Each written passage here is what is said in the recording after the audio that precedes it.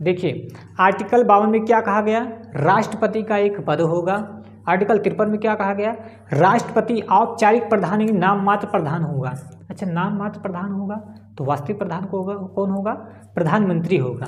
अच्छा, नाम मात्र प्रधान होगा, इसका मतलब क्या हुआ, इसका मतलब यह हुआ कि भारत में कोई भी कानून हो बनेगा तो उसके बिना साइन के, बिना सिग्नेचर के वो लागू नहीं होगा। ये होता है नाम मात्र प्रधान, औपचारिक प्रधान। ठीक, तो कोई भी कानून, कोई भी नियम भारत में लागू होता है तो उसमें राष्ट्रपति का सिग्नेचर अति आवश्यक होता है। ठीक है, तो आर्टिकल 54 में क्या है, आर्टिकल 54 में उनके चुनाव संबंधी, निर्वाचन संबंधी चीज़ें हैं। तो आज हम इसमें बात करेंगे कि निर्वाचन कैसे होता है। ठीक है, तो राष्ट्रपति का निर्वाचन एकल संक्रमणीय आनुपातिक पद्धति अप्रत्यक्ष रूप से गुप्त मतदान होता है। ठीक है, ये क्या होता है, एकल संक्रमणीय आनुपातिक पद्धति क्या होती है, तो आइए देखते हैं। ठीक है, सबसे पहले हम जानते हैं कि ये अप्रत्यक्ष रूप से चुनाव कैसे होता है। तो सबसे पहले ये जान लीजिए कि अप्रत्यक्ष रूप से क्या होती है।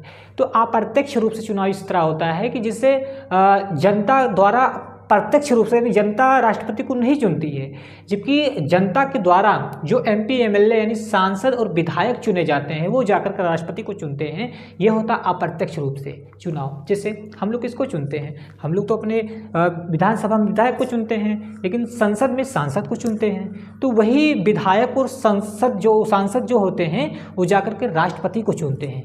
ये होता है अप्रत्यक्ष रूप से चुनाव। ठीक है, अब एकल संक्रमणीय और आनुपातिक पद्धति क्या होती है इसे जान लेते हैं। देखिए, जैसे मान लीजिए कोई 3 कैंडिडेट राष्ट्रपति चुनाव के लिए खड़े हो गए, A B C। ठीक है, अब जैसे मान लीजिए हम सांसद हैं। ठीक है, हम सांसद हैं और हम वोट देने गए। ठीक, तो हमें समझ में आया सबसे पहले कि हम, अच्छा इसमें याद रखना कि राष्ट्रपति के चुनाव में सबको वोट देना होता है। वरीयता क्रम में सबको वोट देना ही क्या कहलाता है, आनुपातिक पद्धति। आनुपातिक का मतलब होता है वरीयता क्रम में वोट देना। ये भारत के संविधान में लिखा है कि जितने भी कैंडिडेट खड़े होंगे सबको आनुपातिक, मतलब अनुपात के रूप में सबको एक एक करके वोट देना होगा। ठीक है, अब आपके ऊपर डिपेंड करता है कि आप 1 नंबर पे किसको रखें, 2 नंबर पे किसको रखें, 3 नंबर पे किसको रखें। ठीक है, तो आइए इसी को समझते हैं। ठीक, तो A B C 3 कैंडिडेट खड़े हैं। ठीक, अब हम गए वोट, मतलब चुनाव में वोट देने। ठीक, अब जैसे हमें समझ में आया कि ये को 1 नंबर पे रखना चाहिए, तो A को 1 नंबर पर रख दिए, B को 3 नंबर पे रख दिए, C को 2 नंबर पे रख दिए। ठीक है, तो ये हो गया। अब कोई तीसरा कैंडिडेट चुनाव में आया, वोट देने के लिए आया। ठीक है, तो 2 नंबर पे इन्हें रख दिया, 1 नंबर पे इन्हें रख दिया, 3 नंबर पे इन्हें रख दिया। कोई तीसरा और पर्सन आया, 1 नंबर पे इन्हें दे दिया, 2 नंबर पे इन्हें दे दिया, 3 नंबर पे इन्हें दे दिया। मतलब ऐसे करके इतने कैंडिडेट आए, दिए वोट। ठीक है, तो ये सबको वोट देना क्या कहलाता है, आनुपातिक पद्धति होता है। ठीक है, अब एकल संक्रमणीय क्या होता है ये देखते हैं। ठीक, अब देखिए सबसे पहले ये काउंटिंग कैसे होता है, काउंटिंग पहले कैसे होता है ये देखिए। अच्छा, इसमें 1 नंबर पे कितने लोग हैं, एक नंबर पे चुने गए कितने लोग हैं, देखिए 1 मिनट कितने लोग हैं, तो 1 2 लोग 1 नंबर पे चुने गए हैं। ठीक है, इसमें कितने लोग, 1 2, यानी 2 लोग चुने गए हैं 1 नंबर पे, इसमें 1। ठीक है, 1, तो यहाँ पर तो तीसरा नंबर C वैसे ही हार गया, क्योंकि इसे 1 नंबर पे 1 ही लोग चुने हैं। ठीक, और इसमें 2 नंबर पे 2 लोग 1 नंबर पे चुने हैं, इसमें 2 लोग 1 नंबर पे चुने हैं। तो A और B अभी बराबर है, लेकिन ये हार गए, तो इनका और क्या होता है, ट्रांसफर हो जाता है इन दोनों में। ठीक, ये होता है एकल संक्रमणीय। ठीक, क्या होता है, एकल संक्रमणीय। ठीक, अब जीत कैसे होती है, ये होता है प्रथम चरण। ठीक है, क्या होता है, प्रथम चरण। प्रथम चरण में क्या होता है, प्रथम चरण में इसमें जीत नहीं हुई। ठीक, तो दूसरा चरण होता है, दूसरा चरण में क्या होता है, इसमें 2 नंबर पे कितने लोग दिए, 1 नंबर, 1 लोग दिए, कितने लोग, 1 लोग। 2 नंबर पे कितने लोग दिए, 1 लोग दिए, और कहीं 2 नंबर दिखता ही नहीं है। इसमें कितने लोग को 2 नंबर पे दिए, 1 और 2 लोग दिए। ठीक है, तो यहाँ पर तो 1 नंबर पे है, 1 ही लोग दिए हैं, इस पे 2 लोग दिए हैं, तो इनका भी हार हो गया, तो इनका जीत हो गया।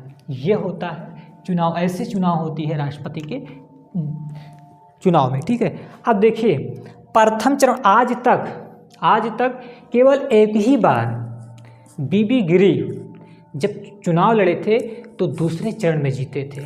ठीक, देखिए राष्ट्रपति के निर्वाचक मंडल में कौन कौन शामिल होते हैं, तो राज्यसभा, लोकसभा के निर्वाचित सदस्य तथा सभी राज्य की विधानसभाओं के निर्वाचित सदस्य शामिल होते हैं।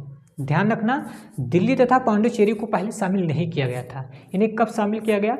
17वां संविधान संशोधन अधिनियम 1992 में इन दिल्ली तथा पांडिचेरी को शामिल किया गया। ठीक, अच्छा कौन कौन शामिल नहीं होते हैं? तो ध्यान रखना, राज्यसभा तथा लोकसभा के मनोनीत सदस्य तथा विधान परिषद के सभी सदस्य नहीं शामिल होते हैं।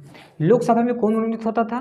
तो 2 एंग्लो इंडियन। हालांकि अब एंग्लो इंडियन को मनोनीत नहीं किया जाता लोकसभा में। क्यों नहीं किया जाता है? क्योंकि 104वां संविधान संशोधन अधिनियम 2019 में अनुच्छेद 331 को समाप्त कर दिया गया, इसलिए अब लोकसभा में 2 एंग्लो इंडियन को नॉमिनेट नहीं किया जाता है, मनोनीत नहीं किया जाता है। ठीक है, राज्यसभा में जो 12 सदस्य मनोनीत होते हैं, अभी भी वो मनोनीत होते हैं।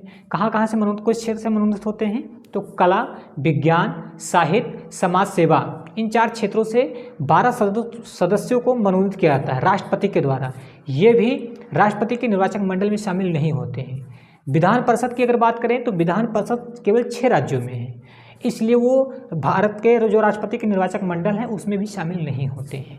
ठीक है, मैंने सारी चीज़ लिख दिया, डिटेल्स में देख लीजिए। लोकसभा, राज्यसभा तथा सभी राज्य के विधानसभाओं के दिल्ली तथा पांडिचेरी के निर्वाचित सदस्य भाग लेते हैं। हालांकि देखो यहाँ पे लिख दिया है 17वां संविधान संशोधन अधिनियम 1992 में दिल्ली तथा पांडिचेरी को राष्ट्रपति के निर्वाचक मंडल में शामिल किया गया। ठीक, राष्ट्रपति का निर्वाचक मंडल कौन कौन शामिल नहीं होते हैं? लोकसभा में 2 एंग्लो इंडियन, हालांकि 2 एंग्लो इंडियन को नॉमिनेट नहीं किया जाता है, मैंने पहले ही बता दिया। राज्यसभा के 12 मनोनीत सदस्य, वो तो अभी भी मनोनीत होते हैं। किस क्षेत्र से? 4 क्षेत्र से। कौन कौन सा? कला, विज्ञान, साहित्य, समाज सेवा, इन 4 क्षेत्रों से 12 सदस्य मनोनीत होते हैं। अब ये भी भाग नहीं लेते हैं। अच्छा, ये क्यों भाग नहीं लेते हैं? सिंपल सी बात है, राष्ट्रपति इन्हें मनोनीत करते हैं, तो ये अगर जाएंगे वोट देने तो किसे देंगे?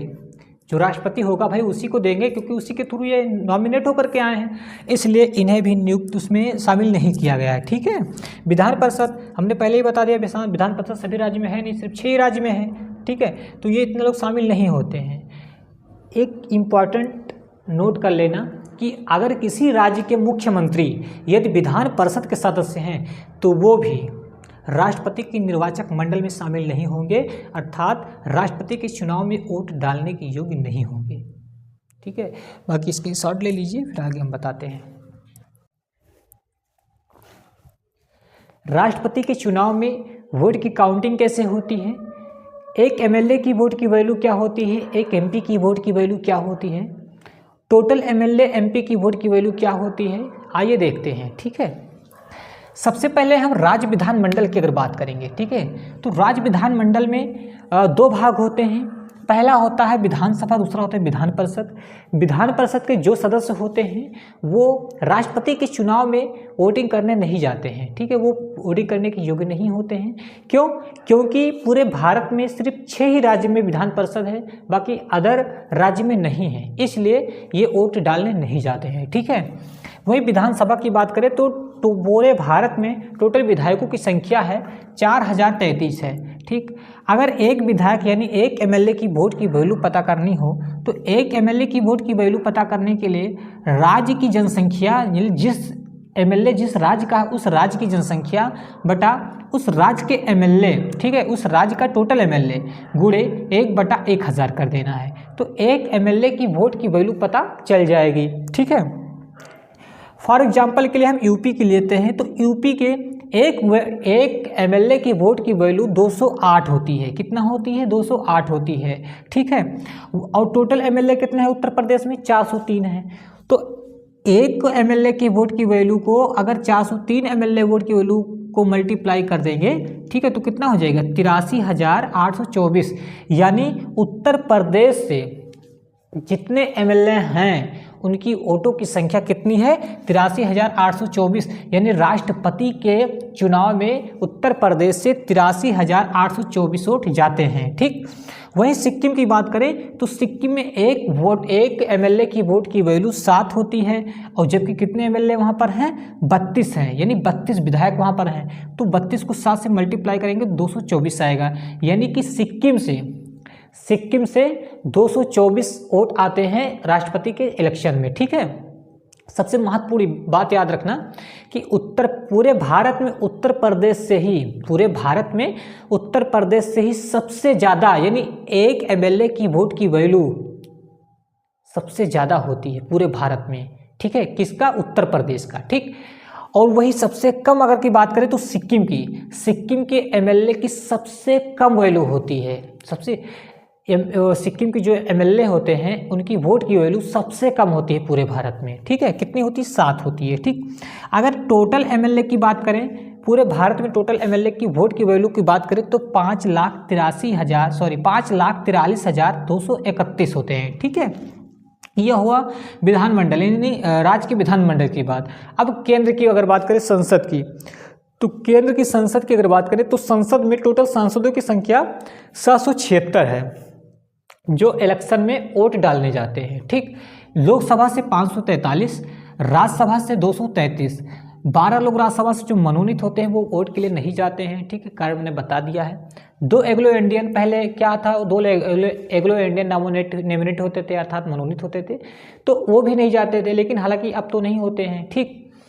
तो एक एमपी की अगर वोट की वैल्यू निकालना हो तो एक एमपी की वोट की वैल्यू निकालने के लिए टोटल एमएलए, ठीक है, टोटल एमएलए बटा टोटल एमपी कर देंगे तो एक एमपी के वोट की वैल्यू पता चल जाएगी, ठीक। भारत में एक एमपी की वोट की वैल्यू 700 है। कितनी है? 700 है, ठीक। अगर एक एमपी के वोट की वैल्यू 700 है तो टोटल एमपी कितने हैं? 776 हैं। तो 700 को 776 से मल्टीप्लाई करेंगे तो टोटल एमपी जितने एमपी हैं उनकी वोट की वैल्यू पता चल जाएगी, ठीक है। तो टोटल एमपी की वोट की वैल्यू कितना है? 5,43,200, 5,43,200, यानी कि भारत में टोटल एमपी के वोट की वैल्यू 5,43,200 है, ठीक। अगर पूरे भारत में टोटल वोट यानी एमपी और एमएलए को मिला करके टोटल वोट की अगर बात करें तो एमपी और एमएलए को मिला करके 10,86,431 वोट है, ठीक है। कितना है? 10,86,431 वोट है, ठीक है।